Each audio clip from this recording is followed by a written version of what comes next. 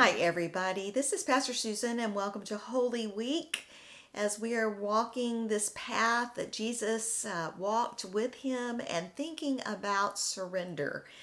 We've been talking about surrender for several weeks now and looking at the ways in which God calls us not only for the season of Lent, but throughout our lives to be in a posture of surrender, of open hands, not clenched fists, open hands, so that we might know God more fully. We might know God's grace. We might know the freedom that comes to us as we are people who surrender, who give up our lives for the sake of knowing God and knowing God fully. And today, the psalm I think that really speaks to my heart is actually a lament. We talk about laments as these are prayers of desperation, of prayers of complaint sometimes, prayers of asking God why, and also at the end of each of these laments is a statement of faith and trust.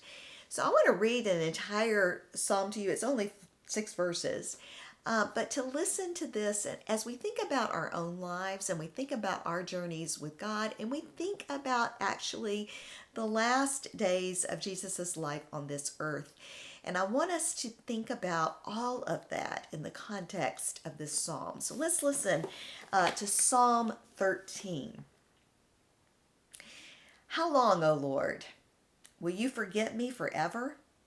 How long will you hide your face from me? How long must I bear pain in my soul and have sorrow in my heart all day long? How long shall my enemy be exalted over me?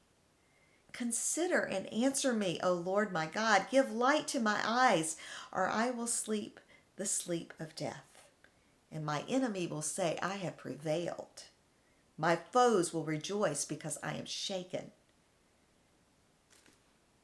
But I trusted in your steadfast love. My heart shall rejoice in your salvation. I will sing to the Lord because he has dealt bountifully with me. I love this Psalm of David. I love this Psalm of David. A man who we are told had a heart after the heart of God and who was human and had failures in his life, had enemies, had struggles in his family, and yet in the midst of this, because he had a heart for God, he had a relationship with God, he could bring everything to God. Now, does that mean that he was always bringing everything to God? No. I think there were some definite missteps in his life, and yet he had this relationship with God where he could bring it to God when he would finally come to his own senses and his recognition. I want us to think about how important a personal relationship with God is. And I know this is something that often gets confused, that we don't need the church, we just need a Jesus and me relationship. And that is not complete. But that personal relationship, not that somebody else has this relationship and tells us about it, it's not something that we just read about, not something that we intellectually just accept, but it is something that we are striving to enter into by relinquishment, by surrendering ourselves, by having trust and faith in God. And I think about my own life, and sometimes I have to get knocked down a few notches in order to remember this isn't all about me. This ministry, this life, it is not about me. And for somebody who is very competitive, somebody who is success oriented and goal oriented, it's those times when I get taken down a notch or two that I am reminded that God is God and I am not, and how much I need God in my life. I love, there's a song that Actually, I learned it and I memorized it, and I can sit down at the piano and play it by memory, and that's very unusual for me. There's some people who just have an ear for music, but this one is one that I play, and truly, when I sit down, I can worship with, and it's called Emmanuel. And it goes, Emmanuel, Emmanuel. His name is called Emmanuel, God with us, revealed in us. His name is called Emmanuel.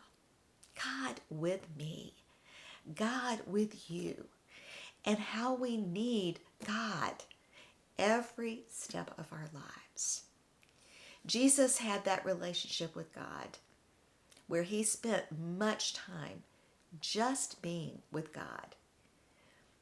It's one of the things I love about the Chosen series, where Jesus just disappears for a while because he needs to be with God.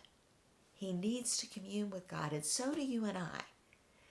And so my prayer for you and for me today is that we will recognize our need, that we will bring to God who we are, warts and all, our struggles, our challenges, our victories that we might just get a little bit too big-headed for our britches on, and to recognize through it all, God has been with us, and God is redeeming us, and God will take wherever we are if we will offer it to God, and will enter in and reveal to us mercy, grace, forgiveness, love, and God's power